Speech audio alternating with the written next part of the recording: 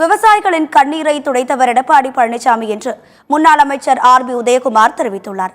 இது தொடர்பாக அவர் வெளியிட்டுள்ள வீடியோவில், விவசாயிகளின் பாதுகாவலர் யார் என்பது டெல்டா மாவட்டத்திற்கு சென்று கேட்டு பாருங்கள் முதலமைச்சர் மு.க.ஸ்டாலின் அவர்களே என்றும் குறிப்பிட்டிருக்கிறார்.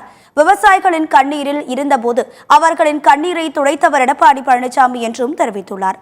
அரசின் இயலாமையை, தோல்வியை மறைக்க மடைமாற்றம் செய்ய எடப்பாடி பழனிசாமி மீது முதலமைச்சர் மு.க.ஸ்டாலின் பழி சுமத்துகிறார் என்றும் கூறியுள்ளார். விவசாயிகள் கண்ணீரிலே தத்தளித்ததை நாம் பார்க்கிற போது நேரடியாக களத்திலே ஒரு விவசாய முதலமைச்சராக புரட்சி தலைவர் ஐயா எடப்பாடியார் அவர்கள் முதல் நபராக அவருடைய கண்ணீரை துடைக்கின்ற நேசக்கரம் மாண்புமிகு எதிர்கட்சி தலைவர் ஐயா எடப்பாடியார் அவர்கள் களத்திலே நின்று கொட்டுகிற மலையிலே விவசாயிகளுடைய கண்ணீரை துடைப்பதற்கு நேரிலே சென்று ஆறுதல் கூறி, அதற்கு பிறகுதான் இந்த தூங்கிக் கொண்டிருந்த ஸ்டாலின் திமுக அரசு விழித்துக் கொண்டு ஆங்காங்கே கொள்முதல் செய்வதை போல செய்தி வெளியிட்டார்கள்.